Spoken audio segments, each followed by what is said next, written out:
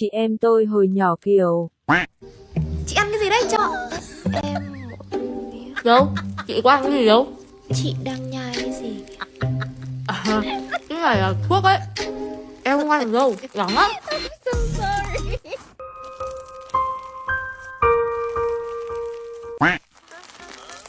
Chả đau.